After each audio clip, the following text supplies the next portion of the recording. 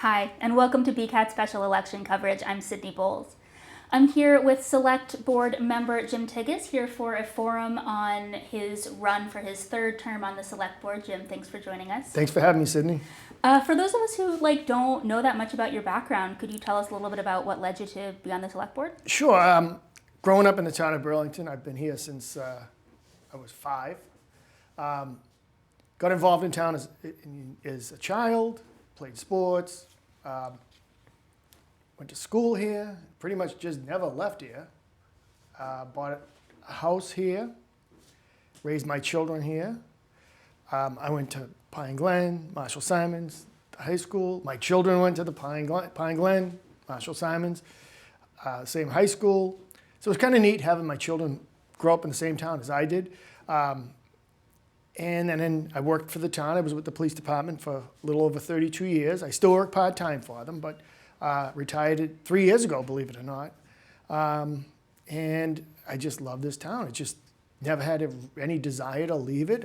I enjoy the people. I enjoy our demographics. I enjoy how geography, how it's still residential on one side and commercial on the other. It's just a great place to raise a family. That's great. So you're running unopposed this Correct. time. What is as someone who's running unopposed, who has a background on the Select Board, how do you think about this race? Do you have an incentive to sort of make your case? What do you want people to know since you are running unopposed, but you're still running? Well, I want to let them know I'm still committed to everything I've tried to do with the water, even though it's taken a lot longer than we had hoped for. That's a lot of hoops we have to jump through to come to a resolution on that. I want to continue working until we get the water issue resolved the best that we can. There are a lot of other things going on around town I want to make sure that I continue to pursue. It's things I've spoken on, and I want to make sure that things I've said I want to get done. I actually wanted to talk to you about that because the last time you were running, you sat down with BNEWS and you told us that your priorities were water issues, town-owned buildings, and Mall Road redevelopment. So you touched a little bit on water issues, and I wanted to ask if sort of what your thoughts are on the status of Mall Road redevelopment, what your goals are, concerns maybe. Well, Mall Road, like I did, grew up in the 70s, so to speak. So a lot of the zoning and buildings were either zoned and built with the 1970s buildings types, as well as the businesses at that time. And the businesses we have today are not the same as the 1970s. And the buildings need to adapt, or the areas of town need to adapt to the way of life, to the way we work. So a lot of the zoning from the 70s isn't applicable to today's industries and companies. For example, life sciences. That term didn't exist when those buildings were built. So because we had such great success, we should thank Kristen Kasmer, a former planner, and as well as town meeting for making the necessary changes in our bylaws to get us into the life sciences realm. We're now considered platinum status, which is the top you can be as far as when someone's looking to relocate a life science business to Burlington. Take that success, take that forward thinking. It's worked out great, and let's try to, I don't want to say recreate it on Mall Road, but let's look what we have at Mall Road. Let's look what the future brings for Burlington. Leahy Clinic was built, I think it opened in 1980, if I'm not mistaken. So all that came after the 70s, obviously. So let's look forward to the future and adjust Mall Road, or the Mall Road area, to reflect today's businesses and industries. I wonder if it's also a change in what residents want from spaces. I think part of the effort is to make it more walkable, maybe more bikeable. There's maybe a conversation about developing a bike trail with the different initiatives just to see what might make sense. Kind of seems like people want something different from their spaces as well. And I agree, they do. I do. So I know the master plan, one of those big that was done a few years ago. One of the big ideas or thoughts was making Burlington more walkable. Bike trails, bike paths. And I agree, I would love to see those. The problem is, where do we put them? Do we take away part of the street? We can't take someone's property away from them. So I think what's happened in the past is, if you look along Blanchard Road, that area, there are bits and pieces of a bike path with property owners' permission, but it has to be a private-public partnership for it to work. So would I like to see it? Yes. It's not as easy as just saying, all right, let's put a bike path or a pedestrian walkway here. It takes a lot of moving pieces, and I would definitely love to see it. I just don't know the timeline of when we're going to get to where we want to be. Sure. So you've been on the board since 2017. Correct. What have you learned in 6 years as a select board member that will make you a better select board member now than you were in 2017? What I've learned is the minute you get knowledge in something, it can change like that. So for instance, with regards to the water, it used to be tested down to parts per million. Then the science got better. Now it's tested parts per billion. And I think it was yesterday, now the federal government wants to come out to parts per trillion a couple of days ago. So the science changes, and we have to change along with it. For example, another example would be, who knew what a small cell was? A small wireless facility. Had no idea what it was. But we had a quick learning curve to develop the small cell policy, which, what I did is I got members of many departments in town, many boards in town. We met, and with help from town council, we were actually the first in Massachusetts and one of the first in the country to develop a small cell policy. And it's been used nationwide as a model. And I've spoken many, many times across the state about how we did it. I'm having a question, and I wonder if people watching at home will have the same question. What's a small cell policy? Well, we have cell towers. Now technology comes along where people are they're envisioning driverless vehicles and whatnot. Everybody now has a phone. Every car, well, not every car, a lot of cars now use the internet. So those big cell towers are running out of room, so to speak. So what the companies are doing is they're coming up with these small wireless facilities, also known as a small cell. And they've been putting them on utility poles, on private property, but there was nothing in place to guide us on how they were going to go. So we formed the committee, and we got design standards done. We've got policy in place, and we met every deadline. We were one of the only towns to meet the FCC deadlines, all of them. So basically it's a small cell tower on a pole. Cool, thanks.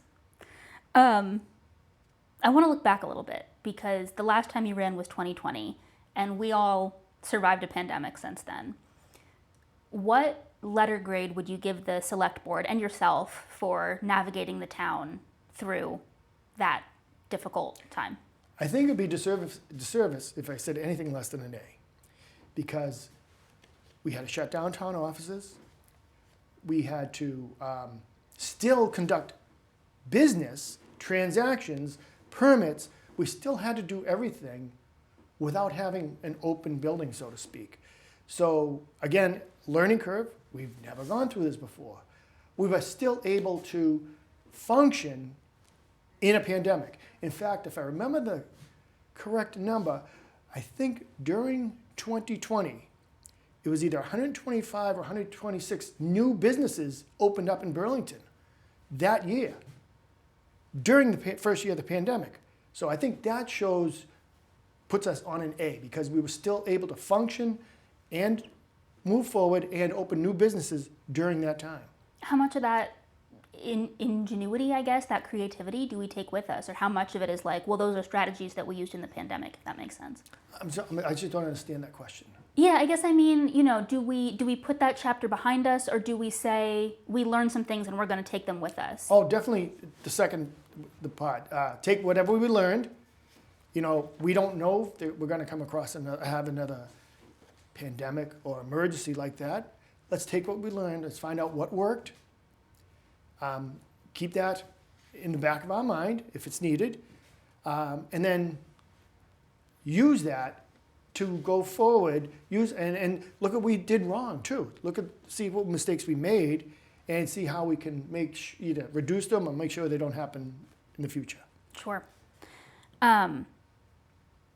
The Burlington Diversity, Equity, and Inclusion Subcommittee wrapped up its work a couple of months ago, and more recently the Select Board opted not to continue that committee's work or that committee's tenure. What's your vision for incorporating DEI into town government in an era where that specific subcommittee has concluded? All right, my own personal thought on this, and this is where I'd like to see it go. Again, it's 5 of us. Yep. So it's not Sure. where it may go. Again, it's not always what I want, but I think we have an unfilled DEI position within the school, so it's funded. And again, this would take work between the schools and the town. We have that position in place. I think the town could have or should have a DEI director for the town, for both the town and the schools. We share human resources between the town and the school. All right? Our human resources department covers both the town and the school. I think we could incorporate both the town and the school, work together and create a position that would work, I don't want to say within human resources, but with human resources to, again, provide services to both the town and the school sector. So I personally would like to see a DEI director townwide that covers both the town and the schools, because that person could be kept up to date on the trainings and keep employees up to date and just oversee the overall DEI policies and issues townwide and schoolwide. That's a really interesting proposal. And I think there are folks who are, lots of folks within town government are thinking through what the best approach to this is. And I think it's fair to say that there's not a conclusion on what the next steps are going to be. But I have heard folks say it's not enough to have one DEI person for the school system. Maybe there ought to be a DEI staff member in each school building, kind of the opposite direction for what you're saying. But you're actually saying, no, this person should work within the school system, but should also be overseeing DEI for all of these other boards and committees and agencies and all that. Well, right now we have no one. Let's start with one. And maybe it has to expand. I don't know. I can't answer that. Let's start with one person and see where we are. That person who would be an expert in DEI, which I know I'm not. Get a person who's an expert in the field. Have them work with the town and the schools, and if that person says, I can't do it alone, or we need additional people here, let's base our decisions on an expert's request. What did you learn from the year that Burlington did have a DEI subcommittee? I learned, well, first of all, I honestly didn't know it was such a topic until, I heard the term DEI, but then once I heard it over and over again, which is good because I didn't know. And I learned a lot about, and when someone mentioned DEI, and one of the things when I first thought of what that term meant, I was thinking along cultural, racial lines, all that stuff, but someone mentioned that the children down at Lord Byron don't have access to Wi-Fi, and that falls under inclusion. They don't get included in certain things because they're, whatever it be, financial or whatnot. It made me think, DEI is a lot bigger than just what people think it is. It's the inclusion. It means equity. And why should some children have better internet and some have none, even though they both go to the same school? So that was an eye-opener for me. I didn't think it spread out that much until someone told me it did. And again, I'm still learning things about it as well. Yeah. Speaking actually of all the different ways that DEI can manifest, I think something that comes up in my own life as I don't know if I can even say this, as kind of a young person, You're younger than me. I think housing is a big thing for a lot of people, whether it's young families, whether it's elderly folks. What is the select board's role in making sure that young families, older members of our community can afford to make a home in Burlington? So that's one of the big things is the select board really doesn't have much of a role in housing. We have the housing partnership, we have the Burlington Housing Authority. With regards to planning, we have the planning department. Again, if you want an idea off the top of my head, our zoning bylaws don't allow for in-law apartments or where we can have an elder age in their home. I know it would benefit a lot of people if they're able to bring a mother or an elderly relative in to live with them, but in a single-family home, it's difficult. But if people are allowed to put on something, they call them nanopods or something, where they could put on something for an old elder relative, that way the elder person doesn't have to leave their home, or the family can move in with the elder, and you'll be able to get the benefits them health-wise, care-wise, and they get to, have someone there to help them with their errands. So I'd like to, in a perfect world, I'd like to see the zoning change so that people can live in multi-generational housing, but together but not together, if that makes sense. Yeah, absolutely. So it's something that's not completely within the select board's authority, but something that you're kind of thinking about, it sounds like. Yeah, that's what I'm thinking about. But again, when it comes to housing and planning and bylaws, the select board plays a minor role with regards to the housing because we have boards and committees that focus on housing. Jim, the last thing I want to ask you about is something along the lines of small businesses and economic development. The Economic Development Office is pretty new in town. How has it been to work with that new office, that new piece of what town governance is doing? And also, I guess, in a time when we are seeing an expansion of life sciences, what's your thoughts on supporting mom and pop businesses or sort of small family businesses as well? Our Economic Development Director, Melissa Tentaklis, has done a phenomenal job. She's brought a whole new life into Burlington, and she does focus a lot on the mom and pops. She wants that to happen. She has gotten so many grants for the town of Burlington that I think it far exceeds her salary, if I'm not mistaken. I don't have the dollar numbers with me, but she is a go-getter for both big business and little business, and she started the parklet last year, the beer gardens in the town center. Huge success. She wants to expand it. We want to expand it because it brought hundreds of people together. And to give you an idea of how I thought this was a success, there was a restaurant there, and I don't want to mention names because I want to, play favorites with restaurants. But there was a restaurant near one of the beer gardens, and a younger gentleman with his child was there and asked an older gentleman, he goes, "How's the food here?" And he goes, "Oh, I don't know, I've never eaten here." He goes, "You know what? I think we'll try it."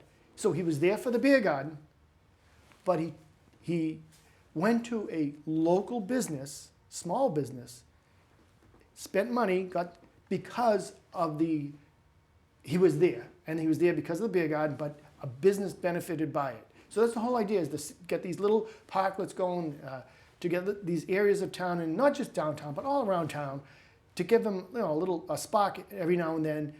And it's amazing sometimes too, when I talk to people in town, they go, "I didn't even know Burlington had that. Where's that in Burlington?" Some people don't know their own hometown thoroughly enough to appreciate all we have. Those are all my questions for you. I want to give you an opportunity to make sort of a minute-ish statement to folks if you want, just to sort of give people more of a sense for your deal. Sure. Again, thank you, Sydney, for having me come out here. Running again because I love this town. I love the people of this town. When I talk to people from other towns or other members of select boards, they say Burlington is such a good financial shape, such a great place to live, that I'm lucky to live there and lucky to be a member of the select board there. Well, it's not just luck, it's planning. Burlington thinks forward. The employees, the boards and commissions, They work together. Do they always agree? Of course not. But that's why we have them. The select board, there's 5 of us. We don't always agree. If we all agreed every time, you'd only need 1 of us, not 5. But that's what we're there for. I may not agree with you, or I may not agree with your opinion, but again, we all work together. We're all neighbors, we're all families, we're all friends. Some of us think this is good, this is bad, whatnot, but in the end, we're all people from Burlington, and we're just trying to make our town and our lives better. But hopefully you'll come out April 1st, not April Fool's Day, I know, and vote and get involved in the town. Chairman Nick Priest says he'd love to see more people. We all love to see more people get involved with boards and commissions and get involved in your town. Become part of your town. All right. Jim, thank you so much for joining us. This has been Burlington's BNEWS election coverage. I'm Sydney Boles. Thank you again. Thank you.